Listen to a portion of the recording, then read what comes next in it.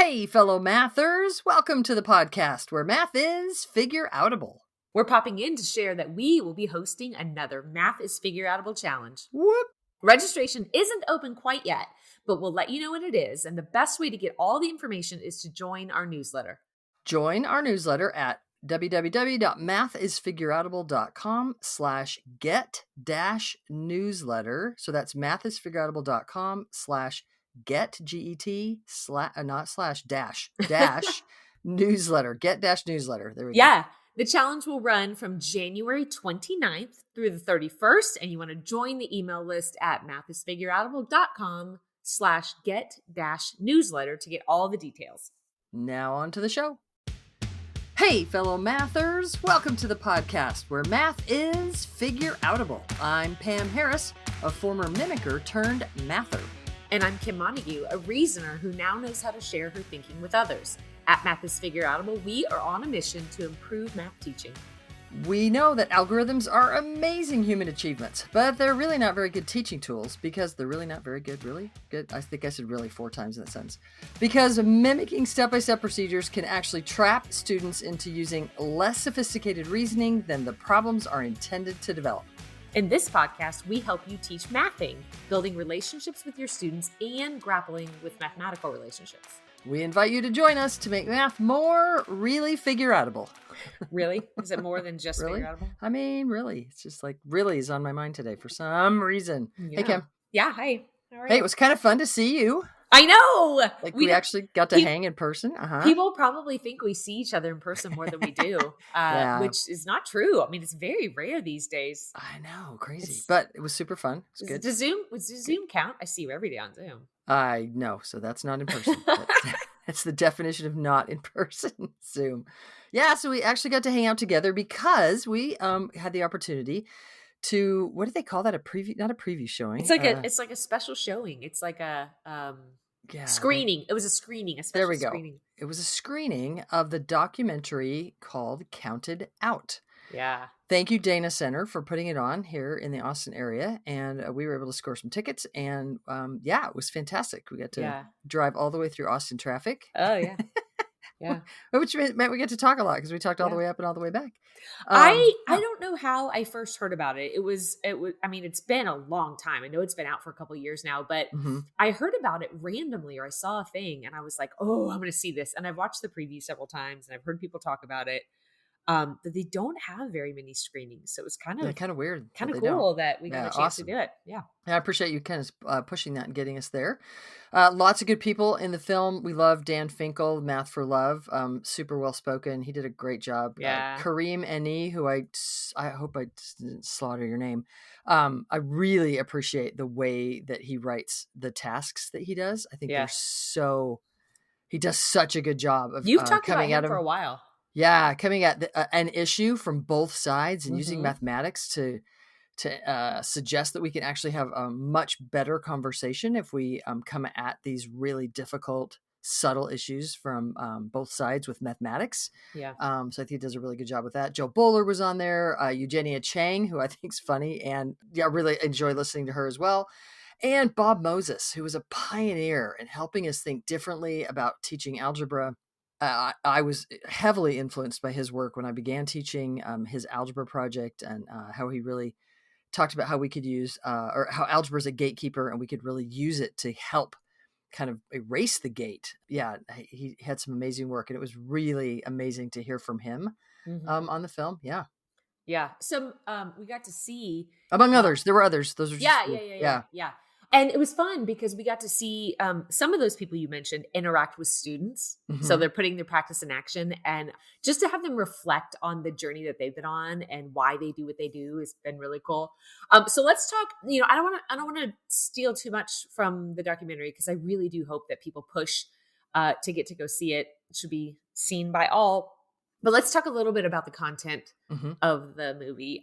So don't give too much away, but I'm going to start. And I found it fascinating that one of the things they did, I love statistics. And so they shared a bunch of statistics, and they also talked a lot about algorithms and the role that algorithms play in ways that that we're not aware of, and Mhm. in some of the choices that are being made for people's lives. And so they talked about gerrymandering, and they talked about I can't remember the percent. I should know this, but a portion of, I think you said 75% I think it was 75%. of Yeah. of of college entrance choices are made by an algorithm, or at least the first look at them. And I Mhm. find that interesting that, I went to college a A few minute years ago, ago? Just a few years and ago? Huh? like the idea that human eyes are reading the essays and getting a feel for the student.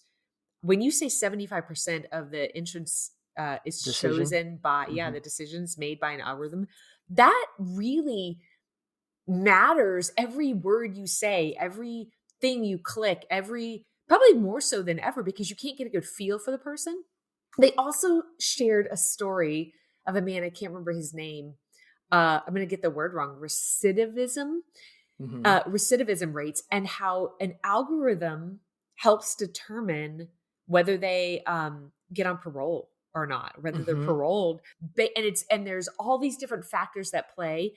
And what it doesn't do necessarily, based on what I heard, is that it doesn't take into account some of the things that they do and the changes they've made as a person. A lot of it is based on the age that you went to jail, and like your Well, and I like think he was even suggesting that sorry, I didn't mean to interrupt you. no, go ahead. Yeah. There's That all of these factors that play, but may not still play in your life at the time that you are up coming for up for parole. parole. Yeah. And I think part of the main point of the film was that we don't actually know what is going Right. into the algorithm because it was a proprietary process Uh-huh. that they had purchased it from an outside company, and so they couldn't actually even tell you what the algorithm was that it was figuring out that he got denied parole and who Yes.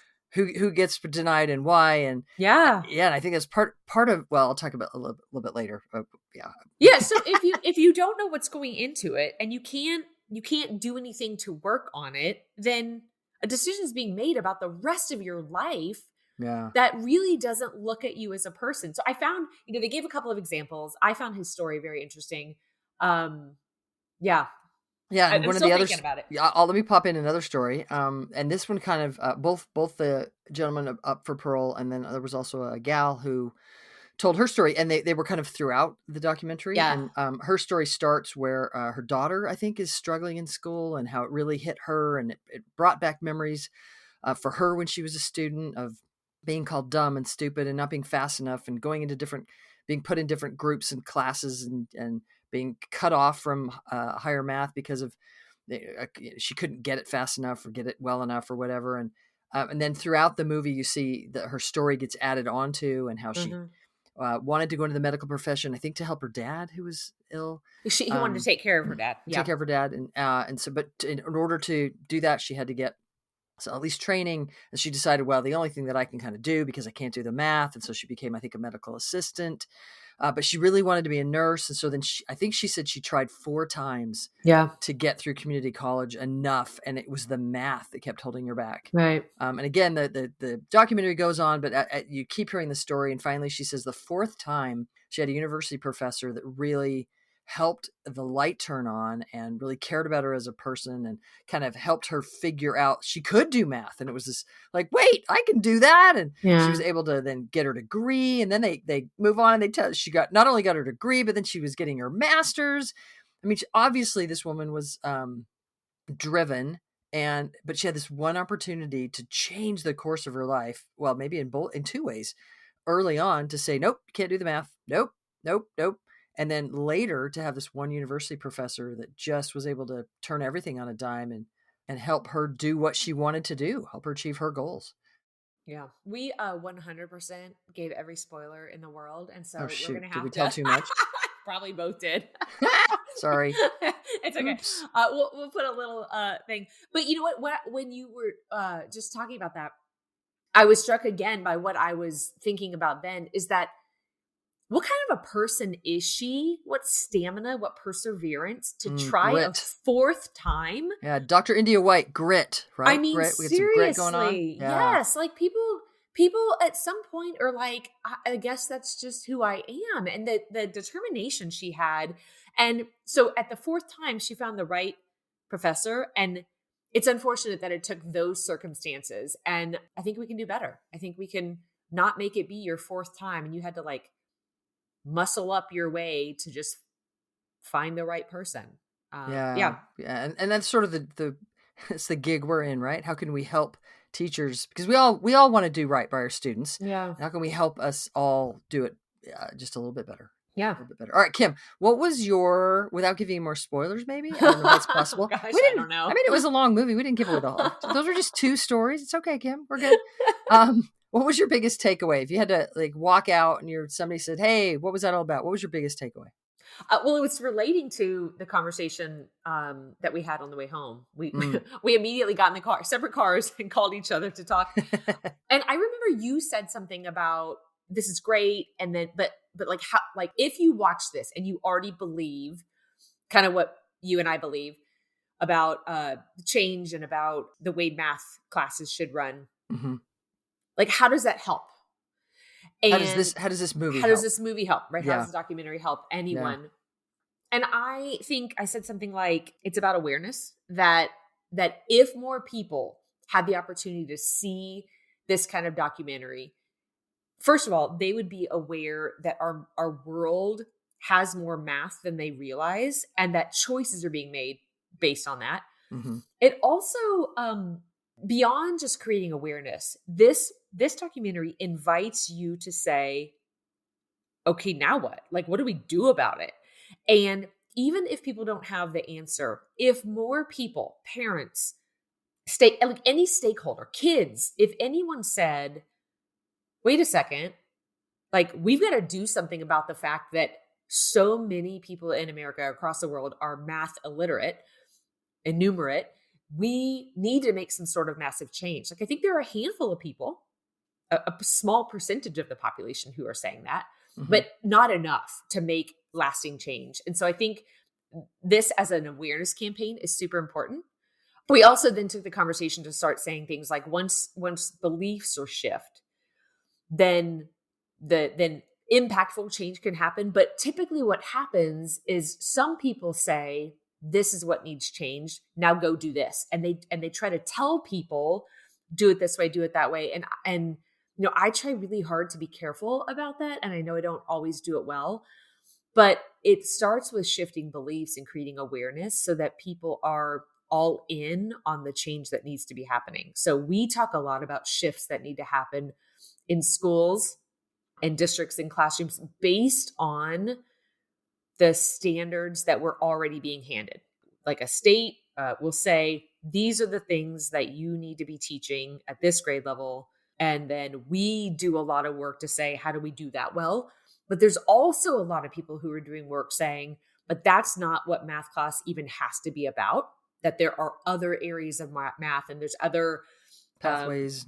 yeah, there's more math than even what we say are the standards that happen in a grade level. And I think that both kinds of shifts need to happen, that we open up our math classes to say it's not just about addition, subtraction, fractions, but we can also do that work better. We can do the work that is already a part of the standards that we're supposed to be doing currently even better than what we're doing.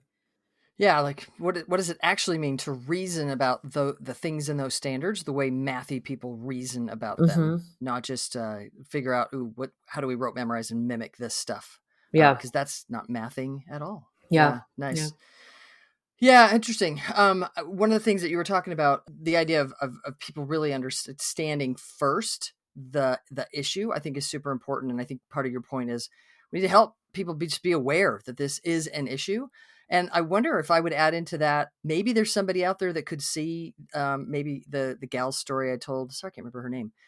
Who eventually became the nurse and was getting her master's. That maybe they could go, huh? Maybe I could pursue my Yeah. dream. Maybe I can do math too. Maybe Yeah. there's some help I could get and I could go and do what I actually wanted to do and not let my previous experience in fake math affect limiting my dreams. Hopefully Oh, that would be yes. somebody in our teacher Facebook group, oh gosh, I'm going to not remember her name.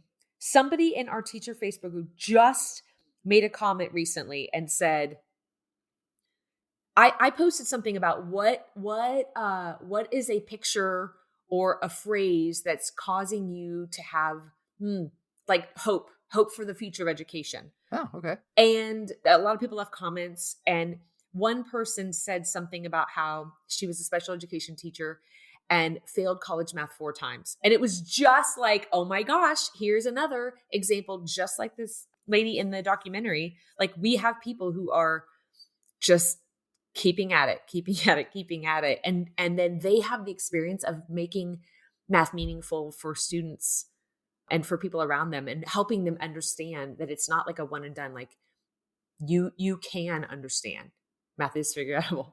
Yeah, math is figureoutable. Nice. Yeah. Nice. I like Okay, it. what's Yeah. yours? What takeaway do you have? Yeah, so I think there was a lot, but a lot of times people will say, yeah, I don't really use math. I'm not good at math. I didn't do math. I don't really use math in my real life. I don't see math around me. It's not whatever. One of the points of the documentary was math is everywhere. And I believe it was Ben Bloom-Smith who said, I'm not just saying that in a way where your teacher goes, math is everywhere, but I actually mean whether you see it or not, there are a lot of choices in your life, decisions in your life that are being made based on mathematics that you might not even acknowledge or realize that are happening. So for example, like social media algorithms, we know because we work a little bit with Facebook marketing a little bit. We know that there are ways that if you click on something, you can be tracked by people from Facebook on other websites. And so you might not even realize that the ads that are showing up for you on Facebook or Instagram or pick your social media channel are actually being targeted to you because of things that you're clicking on in the app, but also out of the app, depending on the kinds of cookies that you've left and the permissions that you've given websites and everything. Your history of where you click is more out there than you might know. And therefore, the news that you get fed could very well be hyper influenced because there are algorithms out there that are tracking what you're looking at. And so we actually have gotten to a place where a lot of people could be only seeing, especially if they're only getting their news on social media, they could only be seeing a certain take on the news. And that I was just speaking with several people when I was in Europe about politics, and it was very fascinating to me that as we would share kind of quote unquote facts that we knew, they would say, no, it was this way, and I would say, yeah, what news outlet are you listening to? And they would say, well, the news. Yeah, The the news. news. Yeah, and so if you don't realize that those algorithms could be, well, not could be, that they're impacting the kinds of things that are showing up in your feed, that impacts what you do. You mentioned earlier gerrymandering. So how do we set up voting districts? It's all based on mathematics. There was a Supreme Court case that the movie mentions that had some things to do with mathematics, and how the justices handled the math was a little bit troubling. Lots of different traffic patterns. So my father-in-law actually dealt with signal. So like when the traffic signal goes on and off and how those are timed. I read a novel not too long ago. It was a YA novel. It was kind of interesting. People were using an app on their device that would do things like many of us use today for GPS. It tells you the route to take. This particular app would do things like tell you the route to take and the time to leave and the food to eat. And it was all you had sort of downloaded your genetic information and everything, and it would give you the best way to do things. Well, of course, in the novel, nefarious people took over the algorithms, and so it was leading people to do things not because it was in the people's best interest, but because it was in some other foreign entity's best interest. And it was this whole nefarious thing where they had to, of course, take down the computers at the end. The point is, what happens in your life that right now is being controlled by mathematics? Like, all behind this technology is mathematics, not to mention AI and the large language models and the things that are happening with things like ChatGPT. Everything behind that is mathematics. And I really appreciated at one point, Ben Bloom-Smith said something like, I'm not going to quote you exactly, Ben, sorry, I'm going to get it as best I can. But he said, I really want you to be able to not get taken advantage of because you don't know the math. When someone says, oh, you don't need to worry about that, there's math behind it, don't worry about it. He wants you to be able to go, I can hang with you. Like tell me the math. Like I want to get involved and understand what's happening, because you're not then just letting other people through those algorithms make decisions for you. You have the confidence that you're not going to be taken advantage of because you don't know the math. And I thought that was just a really interesting thing for us to all consider, how much, even if we don't think we do math every day, there's a lot of mathematics that's influencing our lives.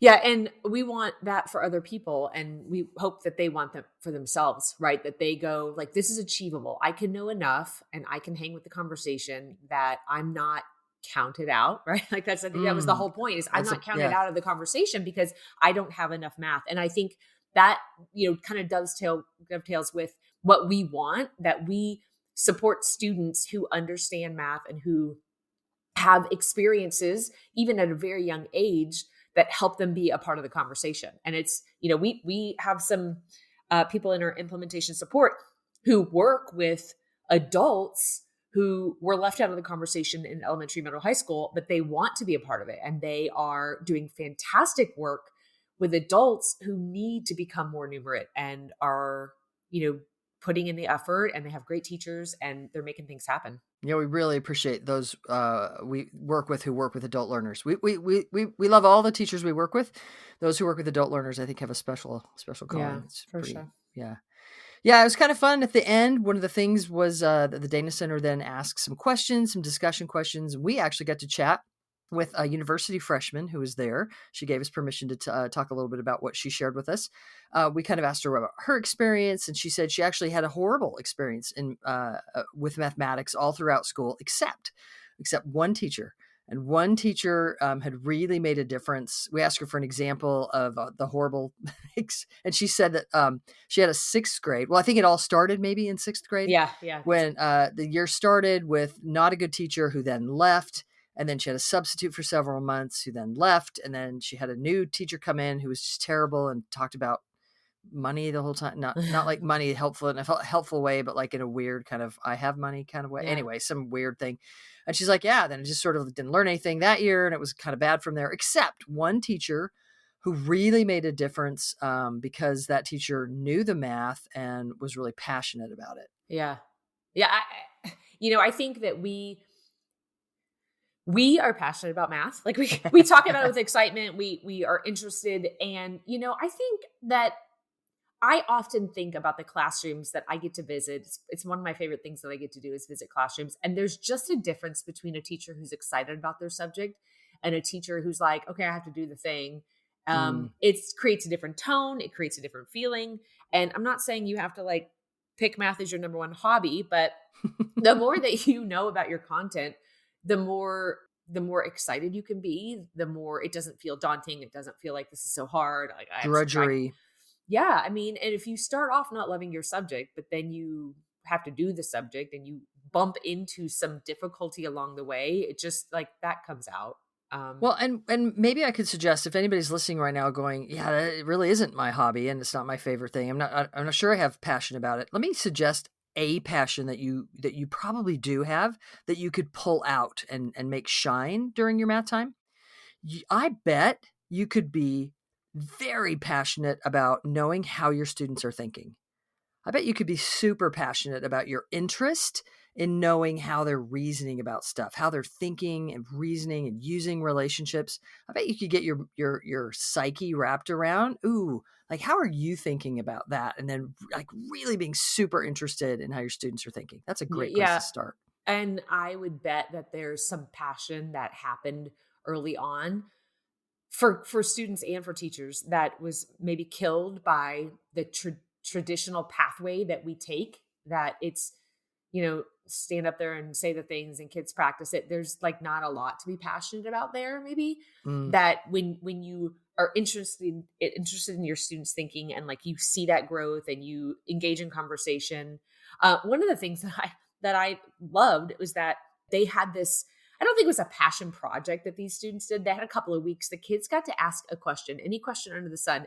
And one kid, I'm not going to say what it was, but one kid had a very interesting off Are you the sure? wall. No, We can't. we have to stop telling all the details. Very, very interesting, funny, hilarious question. And then they were set forth to answer the question. And these kids were like they were like, first of all, I had to think about what the question would be and what do I need to find out to answer the question mathematically, and like how do I go about finding out What are the the answer. variables And involved? Uh-huh. yeah, and so they did all this work and then they presented their findings and all the math that they used. And, my personal kid is doing a passion project in one of his classes right now. And they just spend a little bit of time working on that kind of all throughout the year. And he lights up. He's like a different kid when he talks about his passion project because he got to Oh, have all the choices.